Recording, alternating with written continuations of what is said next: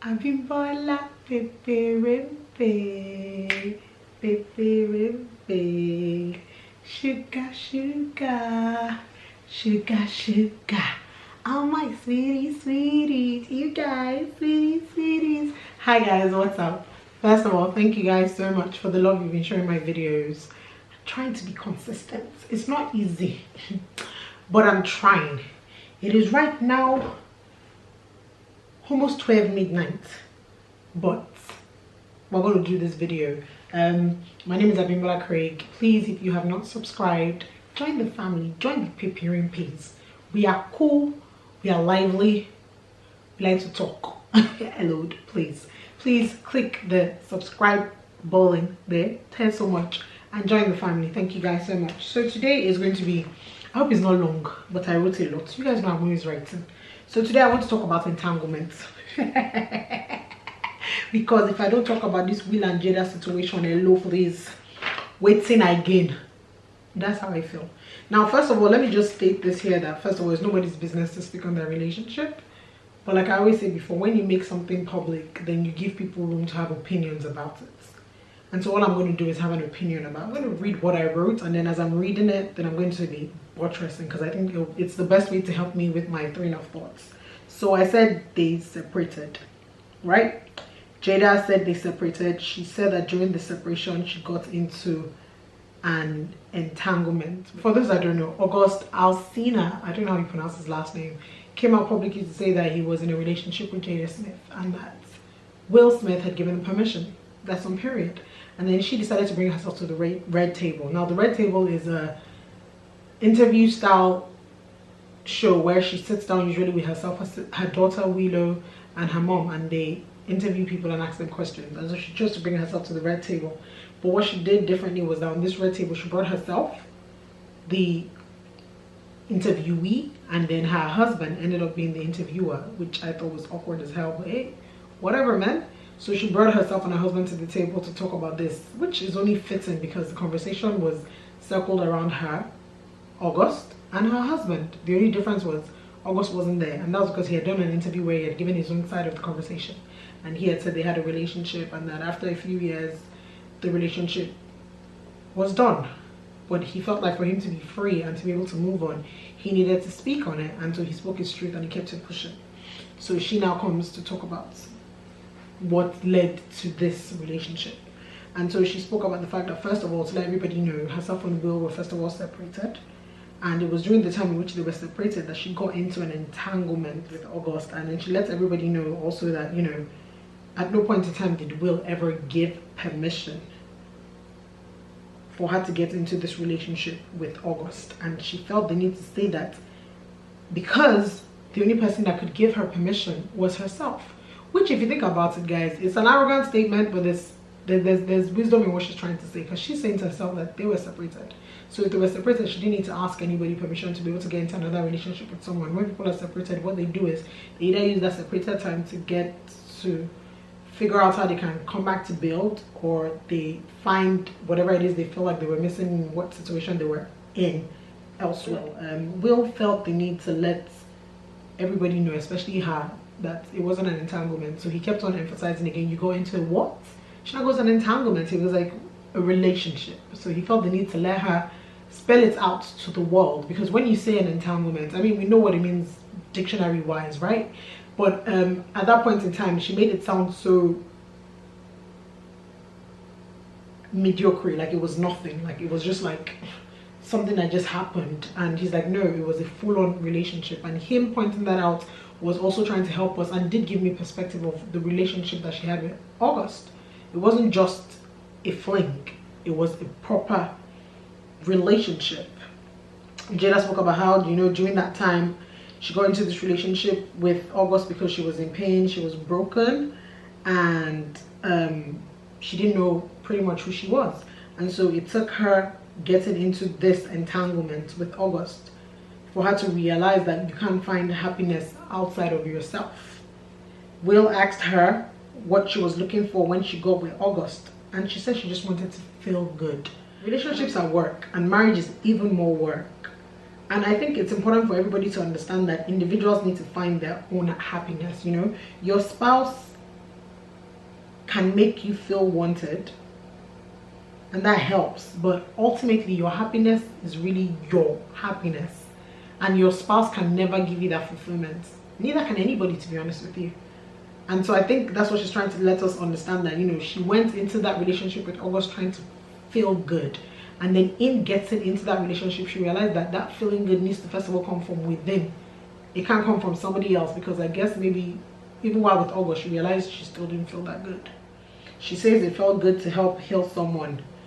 Now, when she kept on saying that, you know, she said about how she also realized that she was damaged and she felt good trying to help August, because at the time she got with August, I'm not sure, I think he was 22, and he was going through a lot. He had just openly come out to talk about the fact that he was ill, and the fact that he was taking drugs, and also the fact that he had been molested, right? And so she was meant to be like a form of, she was like his therapist. And I guess some people have used the term a mother-son relationship. You know, when a child is going through something and he looked at her like a mother figure. And I kind of think August actually kind of idolized her as well and sexualized her, because I can't see someone as my father and then end up sleeping with the person. I know it's a thin line, it can be easy, but yeah. So my question is, did Jada take advantage of August because of his state of mind at that time? And a lot of people have been saying that. I think it was Lisa Ray that recently spoke on it, and she said that Jada abused her position with August, which to an extent is actually very right. I mean, he wasn't a child, he was over the consenting age, we get that, but it doesn't mean, this is someone that is broken, this is someone that is mentally down right now. And so if the person comes to meet you for solitude and for counseling, it's easy to switch that kind of relationship into sexual relationship. The reason why I say that is, if you talk to therapists, you find out that most times either the therapist or the person coming for therapy tends to what's that word that they use now, transfer emotions onto the therapist. And you find out that most people always end up either sleeping with the therapist or just literally feeling deeply for the therapist. And so I can see that how that could have happened, but then you would expect, because Jada was more mature and in a better state of mind, she should have curbed it. But I guess she didn't, because like she said, she was selfish. She wanted to feel good. She mentioned about how she feels the need to always want to fix people, and she realized that that was because she was broken inside. I don't know about other people, but I have friends, and I think there was a time when I was also very drawn to not necessarily broken guys, but guys who just needed I swear the word is fix it, to be honest with you.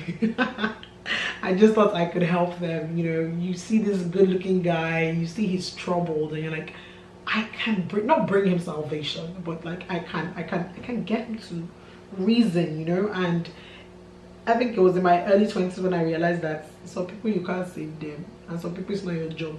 It's not even your job to try at all. And so I think Jada was one of those people that always felt the need to, you know, fix somebody. I think for me, what was also very painful to see was how Will always kept on making a lot of backhand jokes, you know, especially when he made the joke about, you know, the husband who's at a press conference and has to stand by his wife's side and say, I love my baby no matter what, due to her past transgressions. You know, that for me was proof that, you know, he was really hurt. And I think his hurting wasn't even about the fact that she had a previous relationship with August. It was the fact that he had to relive it again, and then publicly. Bro, that gotta be heavy, you know. I put a question here. I said, does the fact that we learn from a mistake kind of automatically erase the mistake? Because eventually it boils down to forgiveness, right? When transgressions like this happen in a relationship. And that can be a bitter and a hard pill to swallow.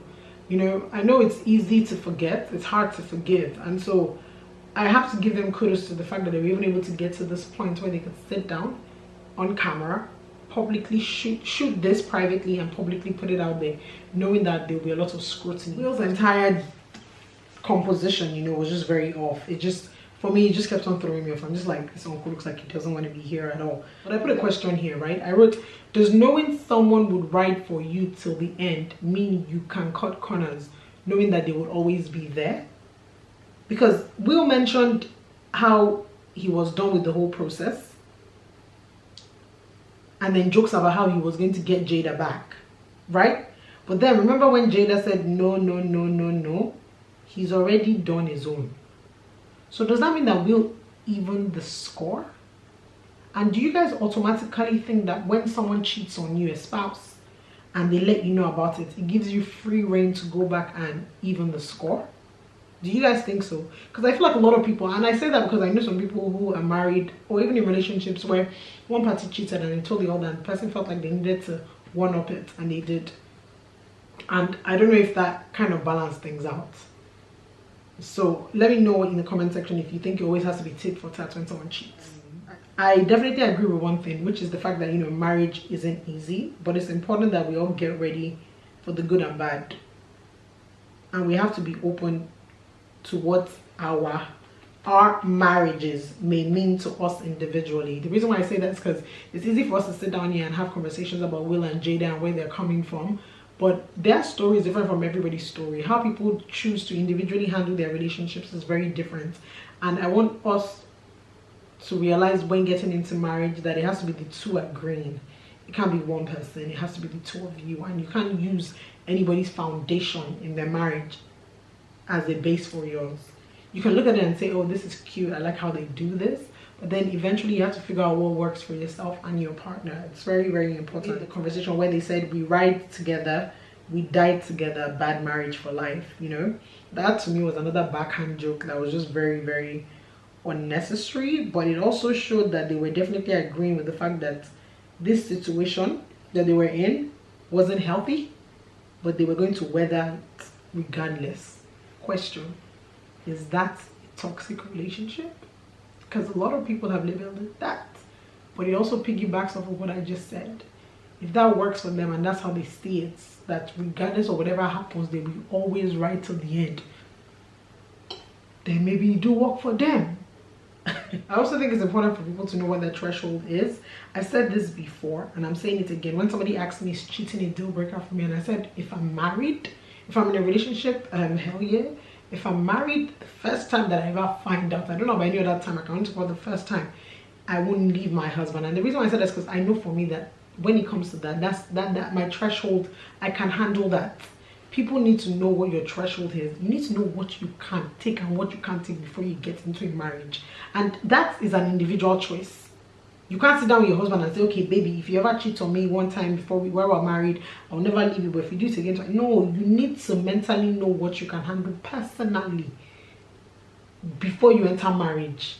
No, down to everything. Can you handle a man that will not have money and you have to be the breadwinner? You have to look at all angles, all good and bad angles before you enter this thing called marriage. Because I'm a rule book no day. You get me? There's no rule book to this shit. It's crazy, but there's no rule book to it, you know? I also think knowing who you are at the core before you get married is very important. In total, what I was able to deduce and take from this was this, right? I wrote, this table talk revealed a lot and gave insights into how both of them, Will and Jada, have been able to come this far, right? 1, their marriage is not your regular marriage, but they have found a way to make it work for them. Which to me, as much as people kept on saying, oh my God, Will looks like as if, no, listen, that's Will Smith. My G knows what he brings to the table. Don't be deceived. You think a man like that will let a woman just use him anyhow? He most likely has even the score. They've gone through what they've gone through. Like they said before, they've gone back and forth. They finally found a middle ground where they're able to coexist together, which is beautiful, but it worked for them. So it's important that when people are trying to get into a marriage, you have to find what works for you. I've said this before and I'm saying it again. It's very important. Don't use your parents' relationship to compare into yours. It's a good yardstick, but it shouldn't be what defines your marriage, because your husband is not your father and you are not your mother. You understand me? So that's very important. 2, I took from this was that love is never enough, especially if one person needs more. And when I mean needs more than love.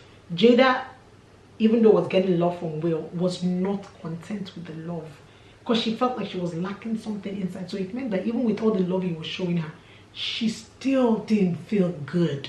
And sometimes that happens. That's why I say Love is a choice. Love is a choice. And marriage is a choice. And if you go into marriage expecting that the love one person has for you will complete you, then it's a problem. You need to be able to love yourself. You need to be able to find fulfillment in yourself first. It's not your partner's obligation to make you feel whole. Only God can do that. So I feel like it's also important that while we're all thinking about marriage, we should need to also have realistic expectations of the limits to which our partners can fulfill us.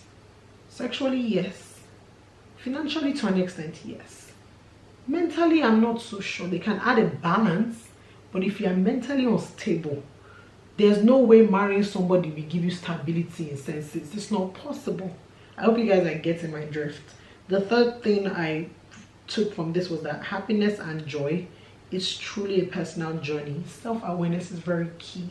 You cannot find yourself in a marriage. You need to find out who you are before you get married.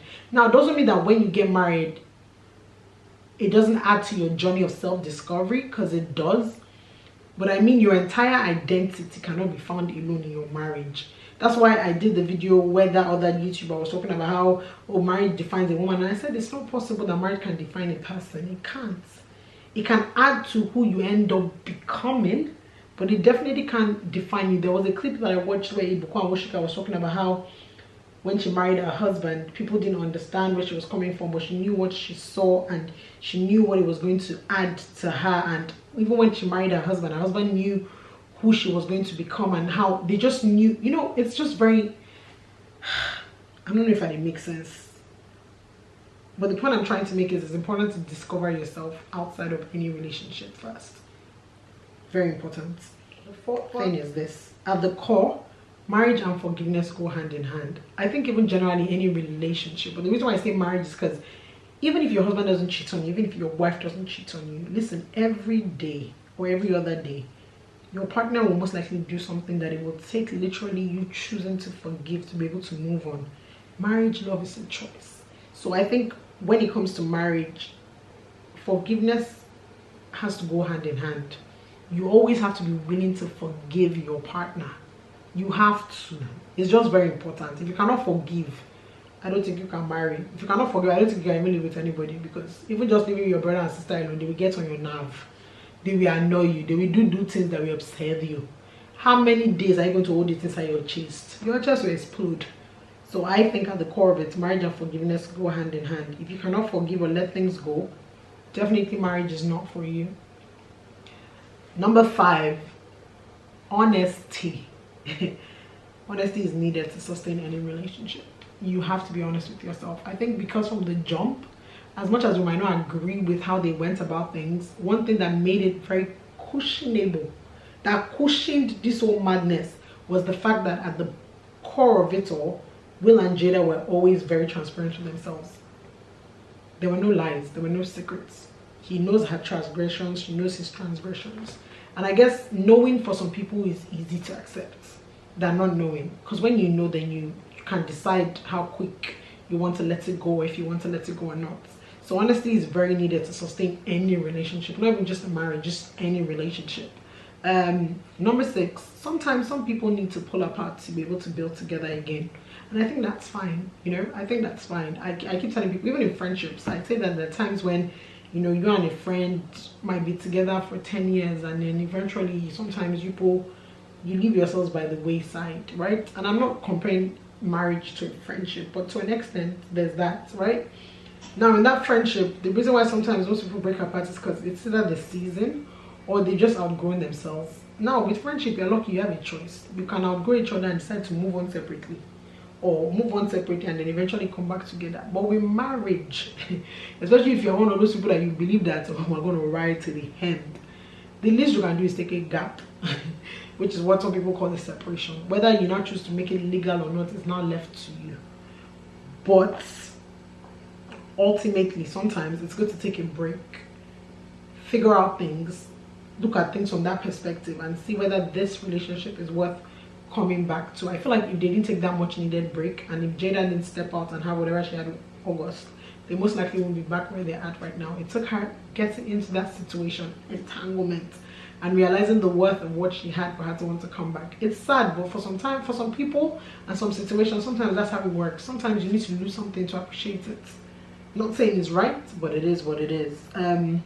Ultimately, I think it's also important that you need to find your person. I think that's major goals. If we were to put hashtag major goals, I would say finding your person is definitely one of those hashtags.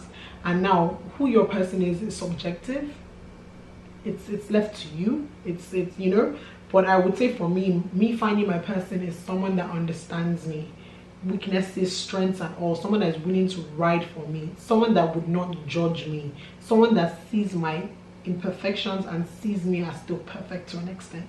Someone that is willing to put up with my bullshit. Someone that gets my dry jokes.